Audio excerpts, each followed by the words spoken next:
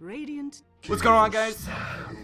Round 2 of GamerUniversity qualifier number 2. This is going to be Root versus Gamers University, so we actually switched it up. We didn't actually follow skill difference. We, admins wanted to go ahead and have us cast the GU game. So we're going to move over to that. So this should be actually a very exciting team. If you guys don't know either one of these teams, Root, very well known.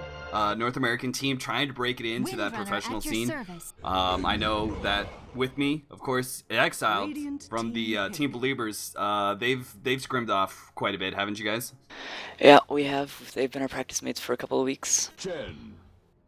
And wow, they're going right away with these picks and bans. So let's just jump right into it. We saw Broodmother, Leshrank, and Darkseer banned out by Root, and Lycan, Furion, and Invoker banned out by GU. We saw, of course, the CK first pick. I'm very excited to see him. Then followed up by the Chen Crystal Maiden for their 2-3. GamerUniversity opting for the Windrunner Enigma for their 1-2, and now Earthshaker as their third pick. And now we're getting to the second set of banning phase.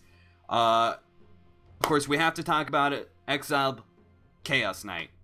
Oh my, I hate that hero. That hero is the bane of me, because every time I play against it, he gets a 4-second stun. Even if it's level 1, it's 4 seconds. There's just no way out of it when I'm playing against it. But when it's on my team, you already know that the stuns are only 1 second. So we just ban that hero. We don't even want to play against it. It's just not fun.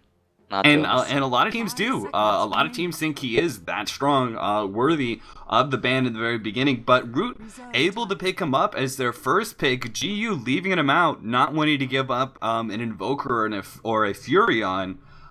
So completely leaving out the Chaos Knight. But in exchange, they do get Windrunner and Enigma. Some decent pickups right there, and they're already starting off with some really good team fight. They have the Enigma, they have the Earthshaker, and they already have their Suicide Lane in Windrunner. So they're already kind of setting themselves up here for a nice little dual lane. They're probably going to see a 2-on-1 with Enigma in the jungle. Of course, they could always opt to have Enigma in middle. We've seen that before, and it does work rather well. But I don't know. What do you think about Enigma middle, Exile? Obviously it's situational. You generally want to run Enigma middle against a hero that's like so core with levels, or even a dual lane. Like if it's going against an Invoker middle, if you stop his levels, like a hero that needs levels to be useful, it's obviously a really good choice. And then there's like the dual lane, for example, if they maybe do CM Chaos Knight middle, you're just gonna deny a creep every wave, and that Chaos Knight's not gonna get that many levels and that much farm, and that would be pretty good. But I think right now they're just gonna safe do it in the jungle for now. Some decent picks. Alright, well, we're gonna see the Morphling banned out by Root, trying to take away any sort of hard carry, and of course that would be a great dual lane right there at top, the Morphling Earthshaker, and then having the Enigma come in and get the ganks off. But like you said, I mean, Root already has a great lane set up. Of course, CM is one of the best, if not the best, babysitter for a Chaos Knight. You could argue AA has a little bit more potential with that stupid stun. If he gets lucky with an AA, man, it's just ridiculous. But that's just me raging. Then they're going to ban out the Brewmaster as well. Of course, Brewmaster, a decent little counter to Chaos Knight in the fact that he's just a decent anti-carry all around. So being able to throw down the slows, and on top of that, many people forget about his W, but the mischance is very key. If you're able to get that onto the CK, it's just a bummer all around being able to miss those, because CK depends so heavily on being able to get that burst physical damage. Instead of getting criticals he's missing, it's really stupid. So up until he gets that BKB, he's a little susceptible to the Brewmaster. We're going to see Queen of Pain and Shadow Shaman banned out by Gamers University, trying to take away those good solos. On top of that, I think the pushing power of a Shadow Shaman would be really too much for them to handle. Of course, Chaos Knight with his ultimate makes for a very good teamfight hero, and he also does a really good push. So he has a little less teamfight, in my opinion, than Brewmaster. I think Brewmaster's ultimate's a little bit better for team fights, but when it comes to pushing, Chaos Knights is a little bit better. So that's just sort of the trade-off there. We're going to see Sand King picked up by Root. Interesting Sand King. You think this is going to be a solo Sand King, maybe? I'm feeling that's a solo Sand King, and I think they're just gonna do CMCK mid at this rate. That Sand King, if they put that Sand King mid, chances are he's not gonna get anything accomplished. So I think they're gonna safe lane him and then put CMCK mid.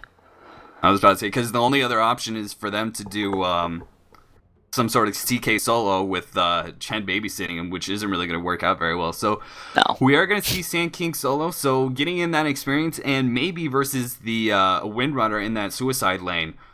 So he will do decently there. He gets harassment, and especially if Windrunner does well in her last hitting, she can pick up that phase boots and start dominating the lane a little bit better. So all around, Sand King's going to have a little bit of hard time with harassment, but he will be getting up those levels. He will be getting some decent experience, and if he sees the opportunity, he'll be able to get in some nice stuns followed up by some caustic creeps exploding, because I'm presuming that's what he's going to go, at least 1 or 2 levels in caustic.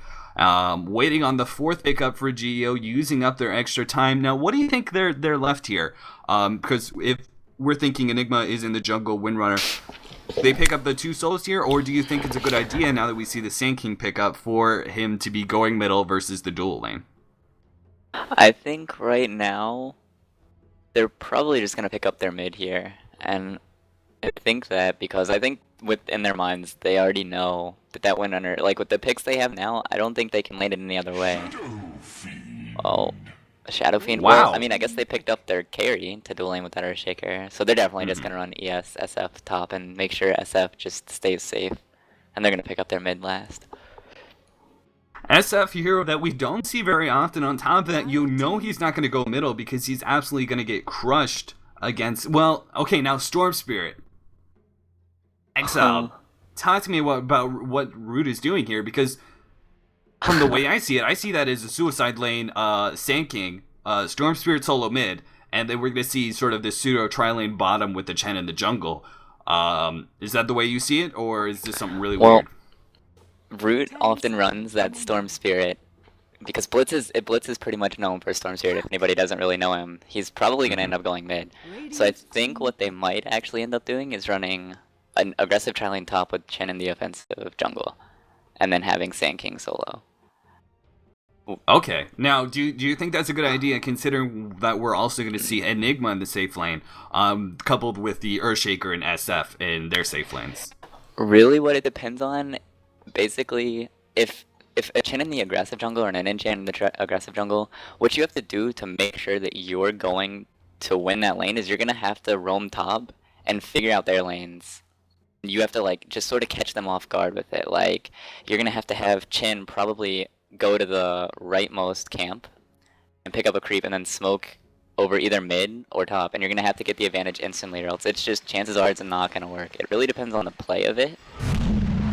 But in this situation, I don't know how I feel about it, because it really just depends on either team's play. Like, one mistake can pretty much cost them the lane. Right, it is a very risky maneuver, but as it stands, it looks like it is going to be Sand King in the suicide lane. So they're not going to go running for that offensive lane, which is going to be a hard time for Sand King all around. Unless, of course, they happen to run...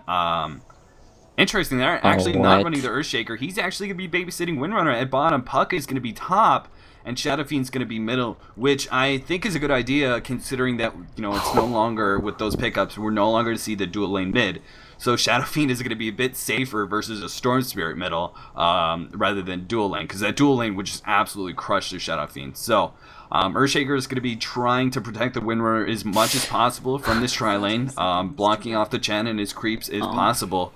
But of course, as always, much of this lane depends heavily upon luck.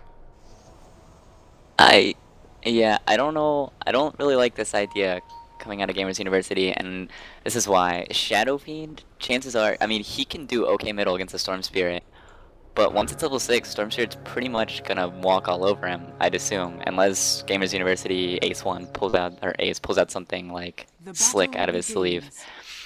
Well, how about this? How about if they switch up the lanes to have Puck versus that Storm Spirit and Shadow Fiend, who's gonna crush the Sand King?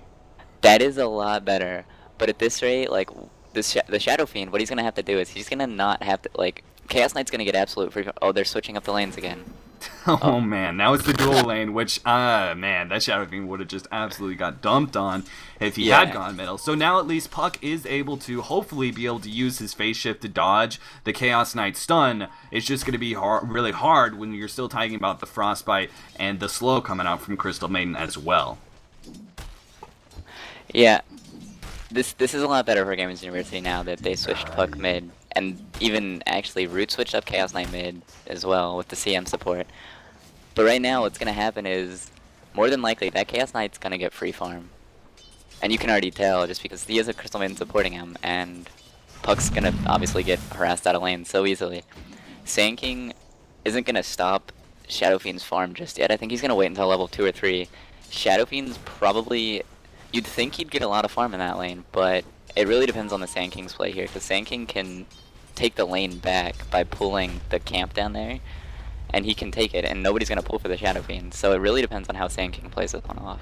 I think he can easily stop that Shadow Fiend's farm, or just lessen it to be lesser than the Chaos Knights. That's what they need to do. Yeah, I guess you're right. If he does get those pulls, it will be extremely helpful. I mean, the first couple levels, he's going to be doing just fine, just because Shadow Fiend's base damage is so low up until he gets those souls. So as a melee hero, he's more easily being able to last hit. And so for the first couple levels, he's going to be trying to keep it down those souls, but eventually Shadow Fiend will get those raises and those souls, so it's going to be a little bit more dangerous with him. But like you said, he gets those pulls off. He gets a little bit of extra experience. He just tries to get those experience, and then once he's hits that level 3, maybe level 5, he can get in some occasional stuns on that Shadow Fiend. And if Shadow Fiend's not careful, you can actually die to a Sand King. It's not that hard. Than people think. He does a lot of damage. What's that?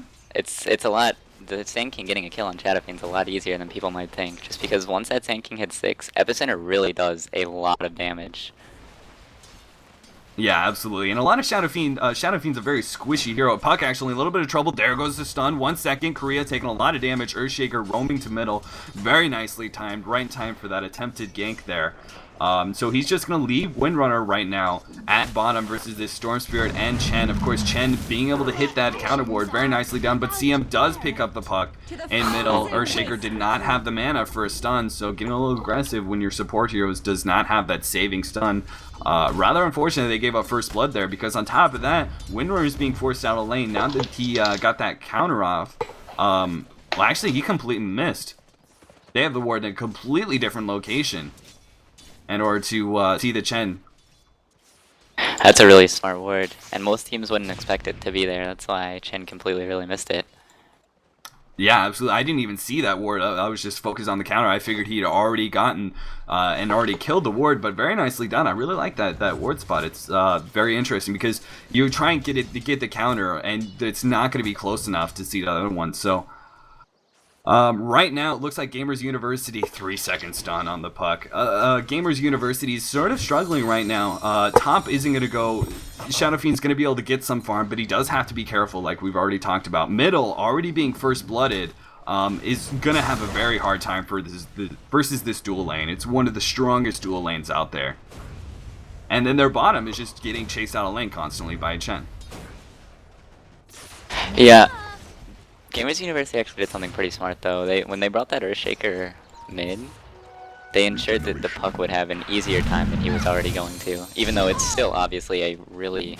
Oh my goodness. Puck gonna go down once again in middle, 2-second stun, was not able to dodge any of the spells. And so he goes down once again. Every single time that Earthshaker leaves the lane, Puck is severely harmed. They could just try and gank him at any time, and unless he hits a really good phase shift, he's gonna go down every single time. Yeah, and that's exactly what I was saying. Like, when Earthshaker's there, the Chaos Knight and CM combo really can't go on him. But as soon as he leaves to, like, go check a rune, or just, like, maybe even gank it, it's just gonna die.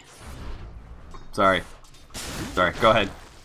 Oh, it's alright. Every time Earthshaker leaves, that puck is gonna die. There's nothing you can do. And look at top. Shadow Fiend almost died to the Sand King. Just like...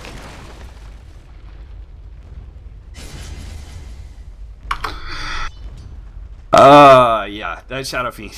I mean, now he has to pull some sort of regen. He can't even get close to lane until he does have it. I like the Chen hitting up the smoke is going to transfer over to top now and help shut down this Shadow Fiend. Once Sand King hits level 6, he just needs another half level. They can easily pick off this kill, and maybe start threatening the Enigma in the jungle as well. Yeah, and what Root's doing right now is really smart. They're gonna stop Enigma's farm. They're even gonna they might even pick up a kill on this Shadow Fiend, because he doesn't know that they're there, unless Crystal Maiden just attacks. But alright, that was a little bit of a fail gank. Yeah, just a little bit. they're still gonna be able to stop Enigma's farm now. Now he has people in his jungle, and he's like, oh. Nah, yeah, this is kind of key. I like this move by Root because Enigma, you can let him jungle for a little while, but once he starts getting close to the level 6 area, he really starts his farm starts accelerating because he has those extra levels in conversion. He's able to pop the creeps faster and faster, so his farm just really starts accelerating from there on out. So if you can put a stop to him once he starts hitting the level 6 and 7 area, you stop his ganks with Black Hole, and then you also just slow down his farm significantly. Yeah, and oh, he's gonna go place the ward. Yeah, they're like, look at Root. They're just camping it, or camping the big camps, which is what the Enigma actually really needs right now. Because I'm pretty sure he's just gonna rush him back, and all that farm is really gonna help him. But now Root's just gonna, yeah, they're just camping the Shadow Fiend. The Shadow Fiend has to play really passive, or this is gonna happen right here. They're gonna go on him. Yep. He's going to go down. He doesn't even get the counter kill on Sand King. Very, very low. Unfortunately, he just needed that one extra auto attack, which he couldn't get. Very nice Frostbite by the Crystal Maiden. So they're going to teleport the Sand King back, and he's going to teleport right back into the lane, and he's going to start having a level advantage over the Shadow Fiend. Yeah, and that's really unfortunate for that Shadow Fiend, because he almost got the kill off. Maybe like one more right click and he would have had it. Yeah, unfortunately, well, at the very least, it means Windrunner is going to start evening up this lane now that she's solo versus the Storm Spirit. But unfortunately, Chen gave him just a little bit of an experience lead, so Storm Spirit is level 7 now, and it's always kind of threatening. Windrunner is a very squishy hero, and at any time, Storm Spirit can just jump on him, pull him, get those nukes off, and he might not be able to kill the Windrunner. Oh, actually, nice little shackle shot coming in from GU. One more hit! Oh my goodness. Barely getting out. Blitz getting very, very low. That's really well played by that Windrunner. Absolutely, but up at top, Shadow Fiend's going to go down. Sand King finally does hit the epicenter. Enigma is going to try and jump on him, trying to do what damage he can, but it's not going to be enough. So that's, like you were talking about, Sand King, once he gets that level 6, Shadow Fiend's in some serious danger, because he has just no disables whatsoever. The only thing the Shadow Fiend might be able to do is carry a TP, and as soon as that Sand King stuns, you better just TP on a lane. If he Ebbies or not, it'll be a lot safer, because if he does Ebbie, you'll end up getting out of there just barely, but if he doesn't, you save yourself from the risk that he will. And not dying and wasting a TP is better than dying. Alright, well, let's go over CS right now. Puck right now, 25-2, Windrunner 35-6. Both of those doing decently against their lanes. Of course, Blitz, with that early start that he had, is now 50-9. And Sand King's actually 30-2, so he's done a very good job. It's in this lane, you don't normally see him have as high as CS as you do. I mean, he can get CS very early on, but once you start getting into that level 3, level 4 area, he really shouldn't be able to get much CS at all, and it's only until level 6 that he can really threaten Shadow Fiend. But unfortunately, Windrunner is going to go down. We saw the haste and the Chen gank, so very nicely done. Even the CK is coming in, and they're going to start threatening the tier 1. Bottom tower is under attack. Oh no, Sand King. He's going to try and get some sort of teleport here, but the stuns come out, and he's not even going to try and hit the TP scroll whatsoever. So Sand King gets ganked. They trade off Sand King for the Windrunner. Unfortunately, Root with the Chen and 4 heroes bottom, they're able to threaten the tier 1 and now the tier 2, and unless we see some mass teleports here, this tier 2 is easily going to go down very, very quickly. And no, there's nothing that GamerUniversity can do right now. That's way too much creep momentum, and their counter push in that Windrunner, she got picked. The only other person that can defend with her at this level is the Puck, because the Earthshaker's just a little bit under-leveled to be wasting time. He should probably get up level 6 first before he starts defending towers. Dire's bottom tower has fallen. Now, for this opportunity, what are we going to see out of this Enigma? Do you foresee that he's going to go more teamfight-oriented items, considering the advantage that Root already has, or do you think he's going to go all in and a Blink Dagger and just try and hit those big black holes? At this point, he should not go Blink Dagger. Blink Dagger is one of those items that obviously it really can turn the game around if he hits a good one. But if you look at the heroes, they have 1, 2, 3, 4 skills to stop it, being Sand King Stun, Crystal Maiden, Frostbite, and then Chaos Knight has 2 skills as well, being the Stun and the Reality Rift. Well, actually the Reality Rift might not cancel it because it doesn't cancel TPs. Oh my goodness, 3-man stun followed up by Epicenter. The black hole's gonna go up, but look at the damage coming out from Epicenter. 3 triple kill coming out from the Sand King. It doesn't matter that they were getting black hole. It was not fast enough to stop the Sand King. Oh, what a great stun from DDX. That was huge. And no, like, wow, that was just a really good play by Root. Because meanwhile, they got the kill mid too on the Windrunner. Windrunner tried killing the Chen, and she got ganked by a Storm and Chaos Knight. Yeah, and Puck, I mean, that was just a complete team wipe, allowing them to take the tier 1 in middle and start doing a little bit of pressure on the tier 1 at top. Stormfear is actually going to jump in, big leash coming out, but the nice little stun coming out from the Earthshaker, hoping to disrupt the combo, but it's not going to be enough. 3-second stun brings Puck down. Oh, man. And Gamers University is just very quickly losing control of this game. 11-1, 11 minutes in. It's just a monster gold lead already. 7,500, 11 minutes in is rather huge because, you know, unless Gamers University turns something around with some sort of team fight, maybe a big black hole or something, this lead is just going to really start snowballing very quickly. Yeah, and that black hole top would have been really big. That just the sands or the epicenter barely got off. That was so crucial because it gave Root that's gonna be so much momentum for them. Look at the goal graph. It instantly shot up from like the 3 to 4K up to 7.5 now with that tower that they got too. That's gonna be really hard for Gamers University to bring back down. Yeah, it's just completely ridiculous. Windrunner unfortunately get frostbitten. Now CM's going to start turning on him with this haste. Unfortunately, he has no more nukes. That's nice little shackle shot. Oh, the block not hitting him in, but the Sand King's going to come in with the blink dagger he has already. 4-second stun is just no match for the Windrunner. And now they're going to keep going with the haste. There goes the frostbite, and now Earthshaker's going to go down as well. 2 heroes picked off there real quickly. Root is just massively grouped up now. All of them in middle, ready to push down this tower. Looks like Sand King's going to try and stop. Oh, barely missed out on that stun. But he's just going to start threatening the Shadow Fiend. And with the Blink Dagger, Shadow Fiend can just do absolutely nothing. It's just at any moment, if Sand King has the mana, he can just destroy Shadow Fiend.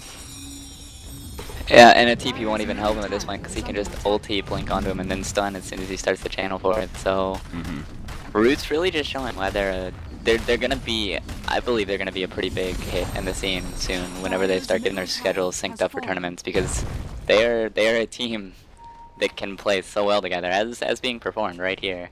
They're not a big name in the competitive scene by any means yet, but I get the feeling that they will be. Yeah, I mean, you just look at the names on Ruin, and quite a few of them are well known, whether it be from original Dota or from Han. All around, just a lot of competitive players on this scene. Looks like they're going to start threatening the tier 2 now, and by all means, why shouldn't they? Korea's just going to try and just get around the tower and just start beating on these creeps, taking it down. This might be an opportunity for Geo to pick off the Chaos Knight real quickly. They're getting grouped up. Here comes the initiating stun on Chaos Knight, but we're going to see the Sand King. Nice little dual stun coming in. Followed up by the Epicenter, but Earthshaker puts a stop to that. Very nicely done. They're going to try and finish off Sand King. Sand King barely dodging out that power shot. Now they're trying to protect their tower. The tower getting very low. Korea's going to man up on it. Their big Epicenter coming down on Korea. The teleport, though, is going to be enough to save him. Shackle shot, very nicely done. Latching onto Beatiz, and Beatiz, the only hero who's going to get picked off here. Earthshaker has no mana to stop this CM from getting away, so they lose a tower and they only trade 1 hero, so I think that was very nicely done by Root. Some very nice dodges by the Sand King, as well as that teleport. Beatiz saving Korea. Very nicely done all around. Storm has a 5th-minute Bloodstone, and if they win this team fight, he's going to have at least 10 charges. That is, oh, yeah. That's not going to be good for Gamers University. They need to probably back up right now. Oh, but there's a Sand King with an Invis Rune on top of 3 of their heroes. Yeah, Bloodstone is one of the kind of riskier items where if you don't have the lead, there's the potential, especially that first time. Sand King actually initiating with a nice little dual stun. They're trying to put a stop to the puck. teleporting away right before the leash hits. And Root is not going to keep going, not going to try and get any more picks. Chaos Knight. I mean, just so ballsy. When you have drums, treads, and armlet, 15 minutes in, you can be ballsy, because with that many items, Chaos Knight is rather tanky. Yeah, he has 2,000 health and he turns that armlet on and just 1,500 with it off. That's a lot of damage, or a lot of health for him. And the Gamers University team doesn't really have much burst damage to bring him down. So whenever he turns that armlet on, they're gonna have to use so many skills on him, like literally every skill to kill him. And if they don't even get the kill, the fight's really not gonna go their way at all. Yeah, and I think the only thing they really need to do in order to win team fights is just make sure that Enigma doesn't get off a good black hole, and that's all they need. Korea gonna try and jump in. Shackle shot only latching to the illusion. Bringing in the Windrunner though, she's trying to get away. Windrun is able to get out because Storm Spirit only at half mana, not really wanting to go all the way in that far deep. So they are going to start pressuring the tier 2 now with the CK illusions. And really, this might be an opportunity. GU's kind of has full health, has full mana pretty much. Root is kind of low on mana, especially on that Storm Spirit. This might be an opportunity if they can hit a good black hole, but a 3-man stun coming in from the Sand King. And now not able to get the epicenter off, but still, it doesn't matter. That 3-man stun up at top. Shadow Fiend trying to get his ultimate up, but nice little black hole locking down those two heroes, but Shadow Fiend's going to go down now. And now it looks like GU is going to have to just trade those two heroes, but oh, Windrunner's going to get caught out here.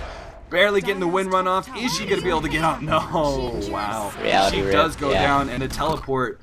Oh my goodness. Chaos Knight just freely diving to tier 3. Doesn't matter. Oh, repopping the armlet. Very nicely done before the next tower hit.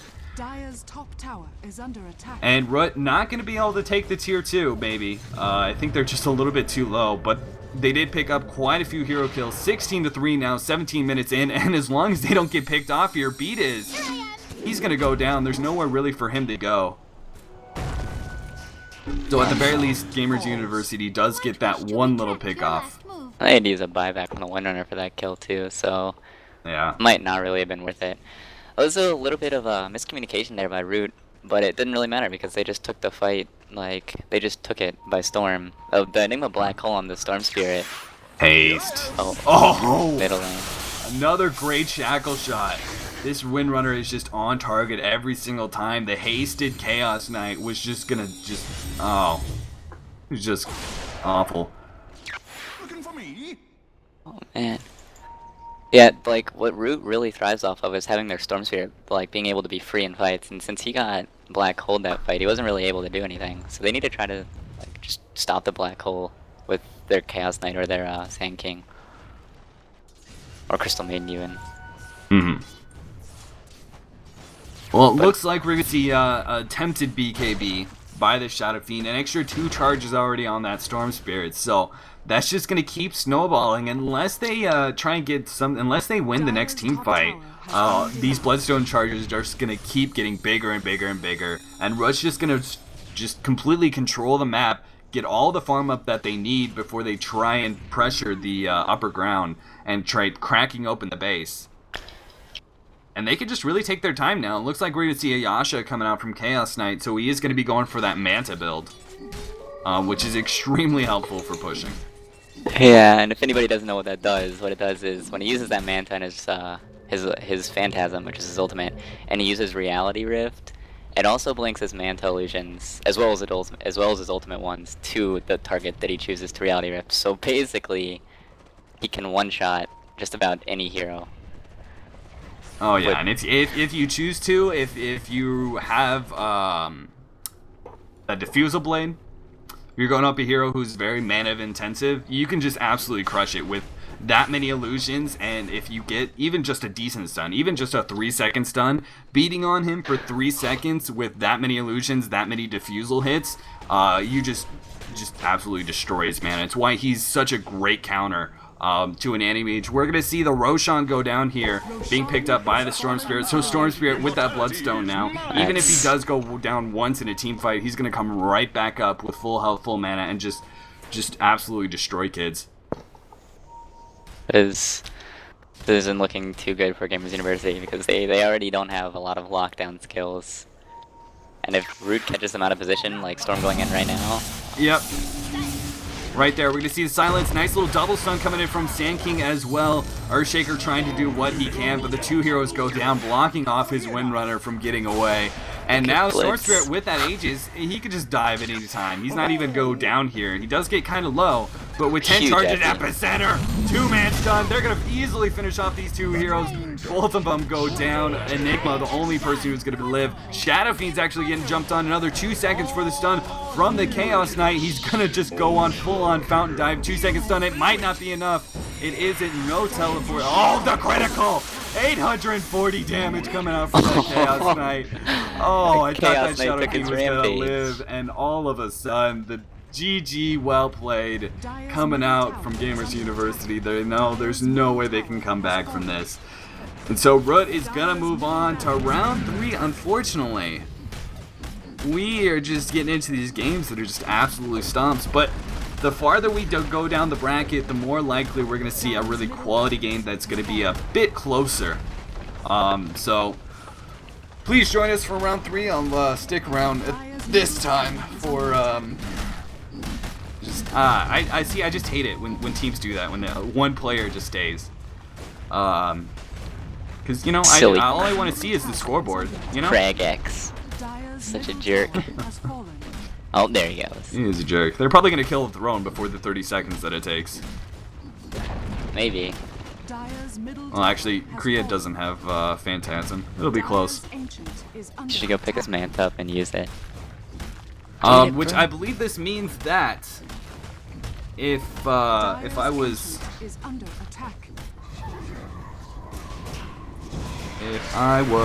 correct about the brackets, I believe they're facing Hallyu next. So that should be a really, really good game. 2 very top American teams, both vying. Let's see. Anyway, guys, we're gonna take a short little break. Hopefully, we'll be able to get the third round in very, very quickly. But don't go anywhere. We'll be right back.